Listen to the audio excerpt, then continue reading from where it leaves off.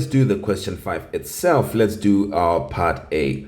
All right, so now what is our part A saying? Find sine of 7 pi over 3. Remember, let's break it down. This becomes sine of, let's change 7 pi over 3. It's 6 pi over 3, which means we've removed 1.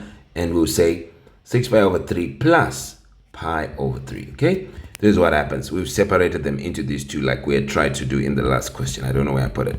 So we've separated them into these two, and we know if we add them, it goes back to 7 pi over 3. Now let's expand. We know how to expand this. This is sine, yes. So he goes together with cos, but he starts first. So it's going to be sine of 6 pi over 3, cos of the second one, which is cos of pi over 3.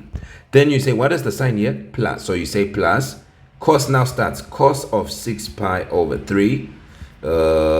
Sine of, remember we should simplify. Let's simplify the 6 pi over 3. It is sine of 6 pi over 3. 3 into 6 is 2. So it's 2 pi plus pi over 3. This now makes a little bit more sense. So now let's expand. With that, pi says cos. We go together, but I start first. So it's going to be sine 2 pi cos of the other one, which is pi over 3.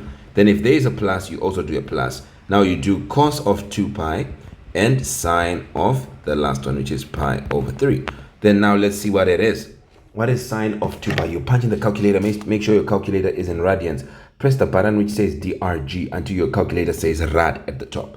Then you're going to say sine of 2 pi. You get a 0. So it's going to be 0 by, you can put cos pi over 3, but you don't even need it because it's going to be a 0. But let's just put it. What is cos of open bracket pi over 3 close bracket is equal to 0.5, which is a half when we write it in the exact form.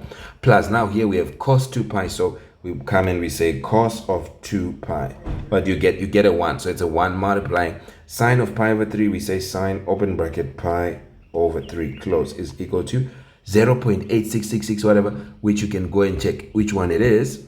You know it can either be a root 2 over 2 or it can be a root 3 over 2. So which one is it? I can say root of 3 divided by 2.